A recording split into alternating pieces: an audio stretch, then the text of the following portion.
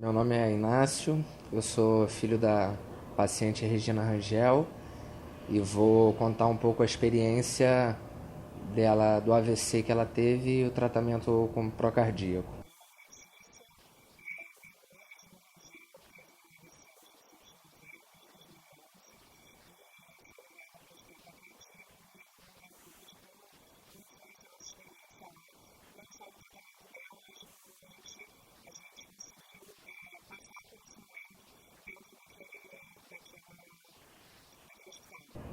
No dia 17 de novembro, foi numa quinta-feira à noite, era à noite, eu estava chegando em casa de uma prova na faculdade e ao chegar eu me deparei com um problema no elevador e tive que subir de escadas.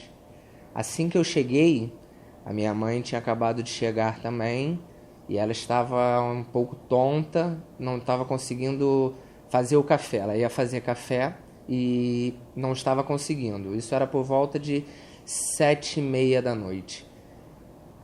Eu percebendo que ela estava tonta, com o olho um pouco virado, não entendi meio o que estava acontecendo. Ela tonta sem conseguir muito fazer os movimentos corretos.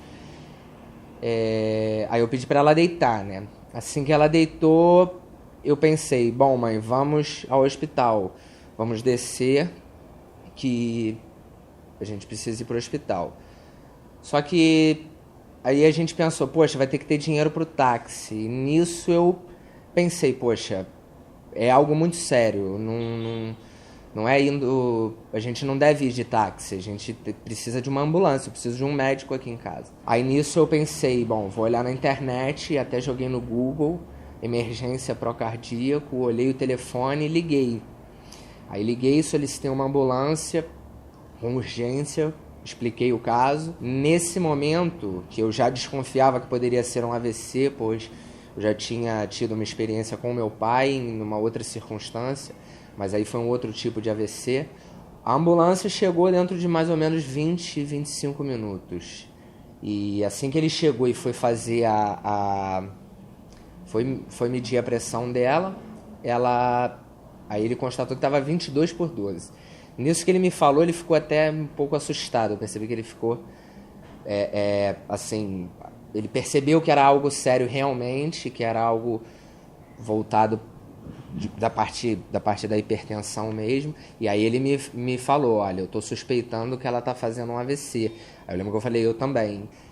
Aí eles colocaram, o paramédico foi buscar a cadeira de transporte, a gente colocou ela na cadeira, eu busquei todos os documentos e a gente foi pro hospital.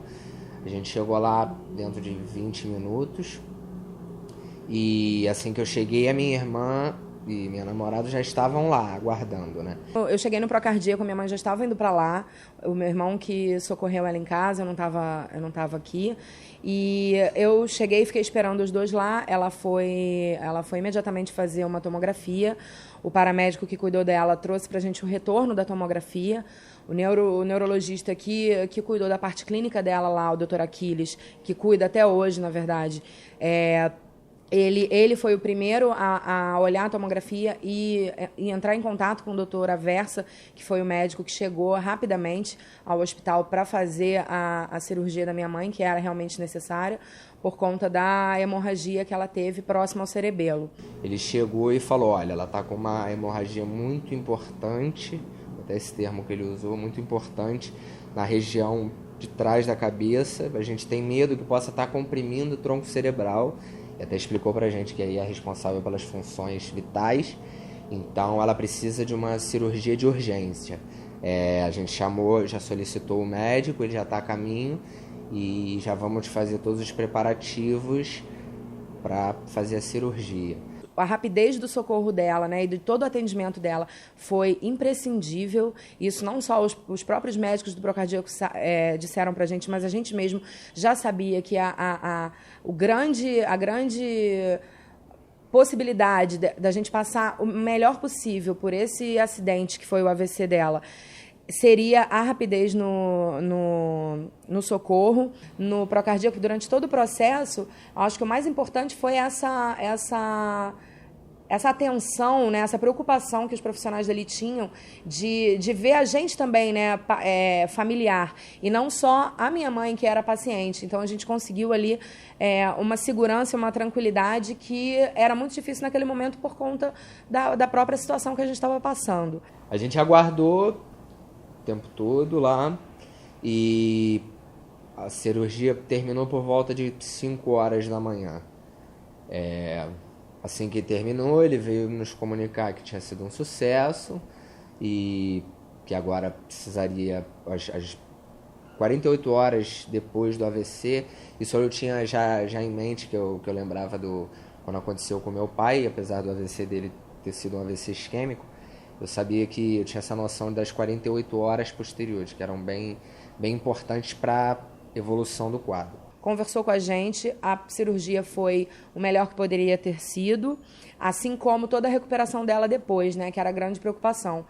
Não só nossa, quanto dele também, né. A gente saiu dali 5h30 da manhã, então ele que estava fazendo a cirurgia, acredito eu, que tenha saído até um pouco depois, né, por conta de tudo. Ele, às 8h30 da manhã, ele estava me ligando para me dizer que já tinha passado no procardíaco de novo, já tinha visto a minha mãe e que ela estava bem, enfim, e vamos que vamos, e fomos tocando assim. E às 2 horas foi o horário da visita, e a gente esteve lá, e quando a gente chegou, o médico estava lá presente, então foi bem importante, a gente ficou até bem surpreso, e o cuidado que ele teve foi realmente muito grande, ele foi muito solícito, deixava a gente sempre a par do que estava acontecendo. Eu acredito que o mais importante nesse tipo de caso, e que foi primordial, principalmente no caso da minha mãe, é a liberdade e a proximidade da equipe em geral, não só de um profissional, não só de um setor, não só do neurologista, tinha o cirurgião que fez a cirurgia, tinha o chefe do departamento de neurologia, os outros médicos, o clínico geral, e a gente sempre tinha contato. O dia a dia no hospital foi a melhor experiência que poderia acontecer, assim, numa situação. A gente estava num hospital, né, mas dentro daquela situação toda foi, sem dúvida nenhuma, a melhor que a gente podia ter. A minha mãe teve uma segurança também na hora que acordou, de saber que ela estava ali, porque já conhecia o hospital, já tinha ido para lá em outras situações bem mais simples, mas já tinha estado ali. E a gente realmente, ainda assim, conhecendo a qualidade do hospital, a gente conseguiu ainda se surpreender positivamente muito mais. Ela passou 8 dias no CTI pós-cirúrgico. E no 4º dia, até o 4º dia, a preocupação maior era com a questão da intubação, de tirar o tubo respiratório. Porque como a via dela era muito difícil, os médicos estavam nos explicando que no momento de desentubar poderia haver um risco de uma parada respiratória, e para garantir eles estavam cogitando a hipótese de uma traqueostomia. Isso foi até bem legal pra gente.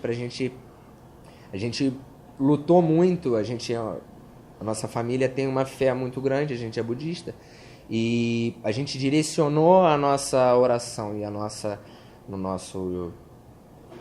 fé para que ela não precisasse fazer a traqueostomia. O legal da interação com o hospital, eu acho que foi primordial isso. Deixar sempre claro qual era o estágio e qual a barreira para ser vencida, porque ele nos proporcionava também de direcionar a nossa fé e o nosso desejo para essas questões específicas. Então, logo após essa possibilidade de fazer a traqueostomia, a gente se surpreendeu porque ela estava sem o tubo e já estava sentada, falando, né?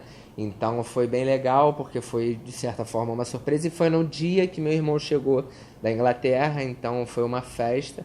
Foi bem legal isso, e a gente conseguiu vencer essa batalha. A minha mãe mesmo, ela diz que assim que ela acordou, ela falou para mim, assim que eu cheguei na hora da visita, que eu cheguei depois, ela falou: meu filho, que maravilha, você que me trouxe para essa maravilha de primeiro mundo, porque realmente a gente ficou muito impressionado com a qualidade dos profissionais, e tanto de tecnologia que a gente viu lá dentro, né, coisa que eu mesmo não tinha visto. Foi colocada uma sonda no nariz e ela estava sendo alimentada por ali. E aí os médicos sentaram com a gente mais uma vez, conversaram e começaram a pensar na possibilidade de fazer uma gastrostomia, porque com a gastrostomia a gente poderia talvez continuar esse tratamento em casa. A gente foi treinado pela enfermeira, a enfermeira fez mesmo que um passo a passo, assim, ela escreveu num papel mesmo cada coisinha de como a gente fazia para fazer a alimentação na sonda, como é que colocava o remédio, me deu o telefone dela, eu cheguei a ligar, assim, vésperas do Natal para Mariana, para ela me explicar, poxa, a sonda tá mudando de cor, é isso mesmo? Tá errado? Será que tá sujo e tal? E ela, com a maior paciência, maior doçura, me atendia. A gente estava ali tão por ela que a gente meio que não pensava muito que a gente precisasse de qualquer coisa, né? E aí a Natália e essa equipe de qualidade conseguiu trazer um pouco disso pra gente, de mostrar assim, não, peraí, vocês também são importantes, e quer dizer, e para que ela se recupere, a gente precisa que vocês também estejam bem e tudo. Então, quer dizer, é uma coisa tão grandiosa, assim, de estender por todos os processos e por onde passa essa paciente, né? Que a gente ficava muito seguro, assim, em todos os momentos.